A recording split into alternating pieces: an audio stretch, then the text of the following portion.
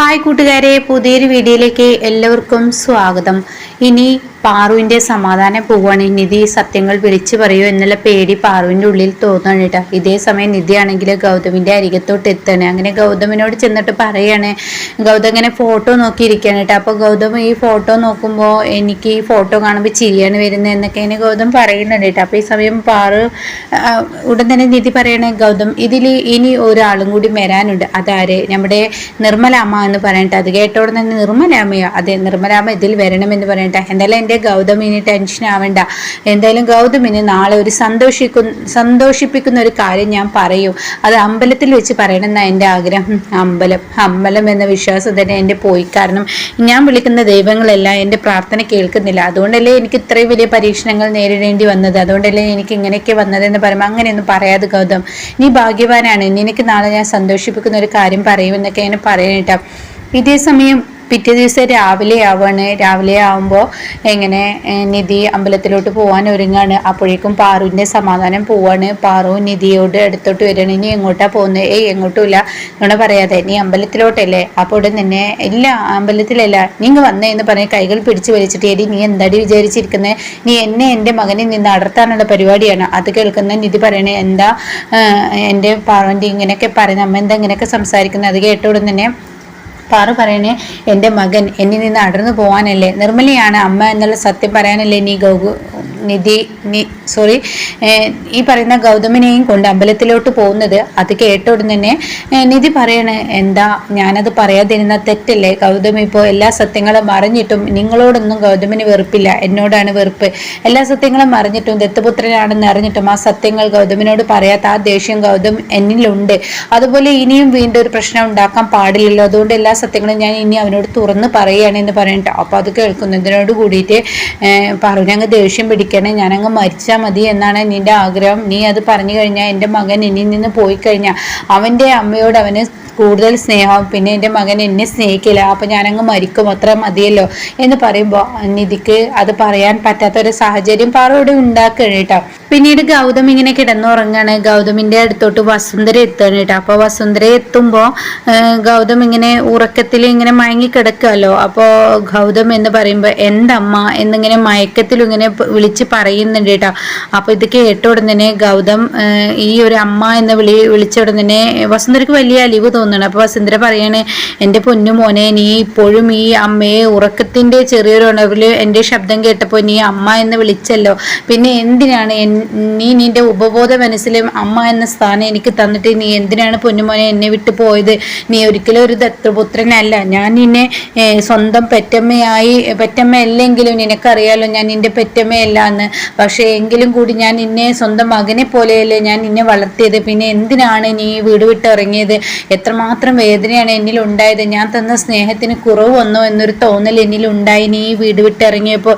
ഇങ്ങനെയൊന്നും ഒരിക്കലും മോനെ നീ ഇനി ഒരിക്കലും ചെയ്യരുത്. അത് നമുക്ക് താങ്ങാൻ കഴിയില്ല. അത് ഈ അമ്മ തീർച്ചയായും തോൽവിയുടെ വക്കിലോട്ട് എത്തുന്നത് പോലെയാണ്. അതുകൊണ്ട് ഇനി മേലാൽ ഇങ്ങനെയൊന്നും ചെയ്യരുത്.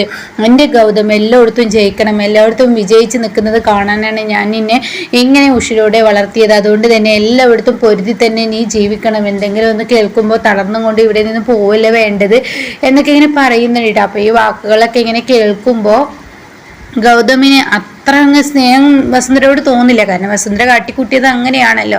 അപ്പോൾ ഗൗതം, ശരി, ഇനി നീ എനിക്ക് വാക്ക് തരില്ലേ? നീ ഇവിടെ നിന്ന് ഇറങ്ങില്ലെന്ന്? ശരിയമ്മ, എന്നെ തരില്ല. അപ്പോൾ ഇത് ഉറപ്പല്ലേ? നീ തരില്ലേ? തരില്ല. അങ്ങനെ വസുന്ധരയുടെ നിന്ന് എണീറ്റ് എന്ന കൈ കൊടുക്കുക എന്ന് പറയുന്നുണ്ട്. അപ്പോൾ ഈ കൈ കൊടുക്കാനും ഗൗതം ഒന്ന് മടിക്കുന്നുണ്ടെങ്കിലും കൂടി ഗൗതം പിന്നീട് കൊടുക്കുന്നുണ്ട്. വസുന്ധര കരഞ്ഞും കൊണ്ടാണ് പറയുന്നത്, എൻ്റെ പൊന്നു മോനാണ് നീ ഇങ്ങനത്തെയുള്ള സാഹസികമൊന്നും കാണിക്കരുത്. എല്ലായിടത്തും നീ വിജയിച്ച് നിൽക്കണം. നീ ദത്തപുത്രനെന്നല്ല, നീ എൻ്റെ മകൻ തന്നെയാണെന്ന് പറയുന്നുണ്ട് കേട്ടോ. പിന്നീടാണെങ്കിൽ നിധിയാണ് കാണിക്കുന്നത്. നിധി നിർമ്മലയെ നോക്കണം. നിർമ്മലയെ നോക്കിയിട്ട് എവിടെയും നിർമ്മലയെ കാണുന്നില്ല.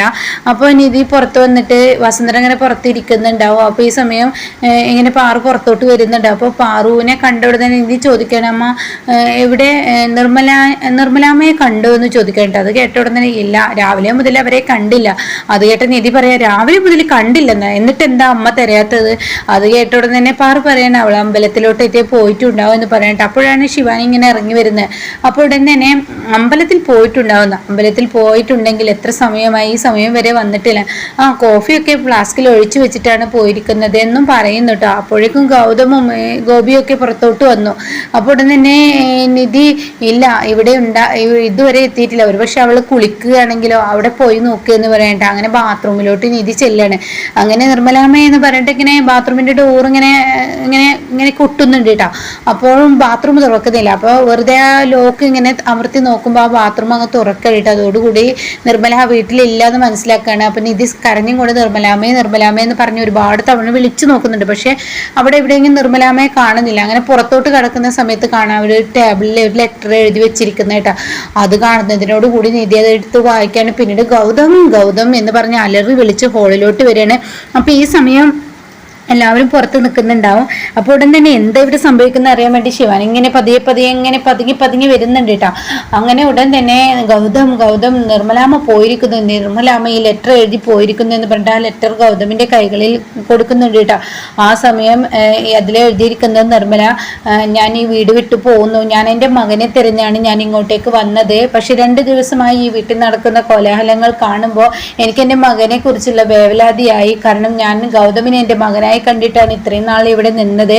ഇത്രയും ടെൻഷൻ ഇനി എൻ്റെ മനസ്സിലോട്ട് കൊടുക്കാൻ പറ്റില്ല. കാരണം എൻ്റെ മകനും ഇതേ പ്രതിസന്ധിയിൽ പോകുന്നുണ്ടാവും.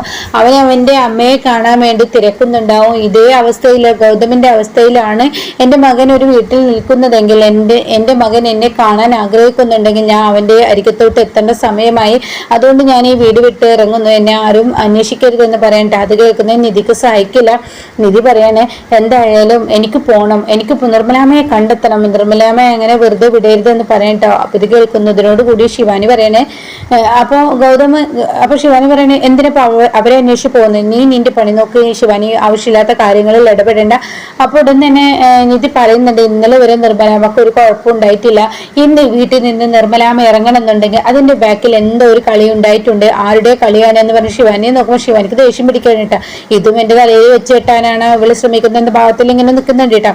അപ്പൊ ഈ സമയം ഗൗതമിനോട് പറയാണ്, നിർമ്മലാമ്മ അങ്ങനെ ഒറ്റയ്ക്ക് വിടരുത് ഗൗതം, നമുക്ക് നിർമ്മലാമ്മയെ കണ്ടെത്തണം എന്ന് പറയട്ടോ. അങ്ങനെ ഗൗതമും നിധിയും കൂടി അവിടെ നിന്നും ഇറങ്ങാൻ സമയം വസുന്ധര ചോദിക്കുകയാണ്, എങ്ങോട്ടായി പോകുന്നത്, ഇവിടെ നിൽക്ക്. അപ്പൊ വസുന്ധര ഇങ്ങനെ ശിവാനി നോക്കുന്നുണ്ട് കേട്ടോ. അപ്പൊ പഴയതുപോലെ അത്ര നല്ല കൈയ്യൊടൊന്നും വസുന്ധര കൊടുക്കുന്നില്ല. ഇവിടെ തന്നെ എങ്ങോട്ടാണ് നീ പോകുന്നത്? അപ്പൊ നിധി പറയണേ, എനിക്ക് അവരെ കണ്ടെത്തണം, അവര് പാവാണ്, നിർമ്മലാമ്മയെ കണ്ടെത്തണം. അപ്പൊ ഇവിടെ തന്നെ ശിവാനി പറയണേ, നീ എന്തിനാണ് ഇത്ര തിരക്ക് പിടിച്ച് പോകുന്നത്, നിന്റെ തിരക്ക് കണ്ടാ തോന്നുന്നു നിന്റെ അമ്മായിയമ്മയാണ് ഈ നിർമ്മലാമ്മ എന്ന് തോന്നുന്നുണ്ടല്ലോ, നിന്റെ അമ്മായിമ്മറ്റാണോ എന്ന് ചോദിക്കാൻ കേട്ടോ. അത് കേട്ടോടെ തന്നെ നിധി പറയണ, അതെ എന്റെ അമ്മായിമ്മ തന്നെ എന്ന് പറയട്ടോ. ഇത് കേൾക്കുന്ന വസുന്ധരയും ഗൗതമും ഒക്കെ ഞെട്ടി നിൽക്കുന്ന ആ ഒരു സീനിലാണ് കേട്ടോ എപ്പിസോഡ് നാളെ നിർത്തുന്നുണ്ടാവും എന്ന് തോന്നുന്നു. അപ്പൊ എങ്ങനെയാണ് ഇനി നെക്സ്റ്റ് എപ്പിസോഡ് വരാനിരിക്കുന്നത്. അപ്പോൾ ഇതുപോലെ അപ്കമിങ് റിവ്യൂസ് കേൾക്കാൻ താല്പര്യമുള്ളവർ ചാനൽ സബ്സ്ക്രൈബ് ചെയ്തിടുകയാണെങ്കിൽ നിങ്ങൾക്ക് ഞാനിടുന്ന വീഡിയോയുടെ നോട്ടിഫിക്കേഷൻ പെട്ടെന്ന് ലഭിക്കും കേട്ടോ. അപ്പൊ ഇനി എന്തായാലും പാറുവിന്റെ ഈ ദുർവാശി കാരണം പാറു സ്വന്തം ഈഗോ, അതായത് എന്റെ മകനെ മറ്റാർക്കും വിട്ടുകൊടുക്കില്ല, പെറ്റ വയറിന്റെ വേദന അറിയാതെ നിർമ്മലാമ്മയായിട്ട് കബളിപ്പിക്കുന്നതിനേക്ക് ഇനി ഗൗതം തിരിച്ചടി കൊടുക്കുന്നുണ്ട് കേട്ടോ. അതിനെ കുറിച്ചൊരു റിവ്യൂ പറയവേ ഗൗതം സത്യങ്ങളെല്ലാം അറിയുന്നുണ്ട്. നിർമ്മലയാണ് സ്വന്തം മകൻ എന്ന് അറിഞ്ഞു കഴിഞ്ഞാൽ ഗൗതം നല്ലൊരു തിരിച്ചടി പാറുവിന് കൊടുക്കുന്ന ആ കിടുക്ക രംഗമൊക്കെ ഉണ്ട് കേട്ടോ. അങ്ങനെയാണ് പാറുവിന്റെ കണ്ണ് തുറപ്പിക്കുന്ന ആ ഒരു ഇത്, താൻ ചെയ്ത വലിയൊരു പാപം തന്നെയാണ് നിർമ്മലയോട് എന്നുള്ളത് ഗൗതം മനസ്സിലാക്കി കൊടുക്കുന്നുണ്ട് കേട്ടോ.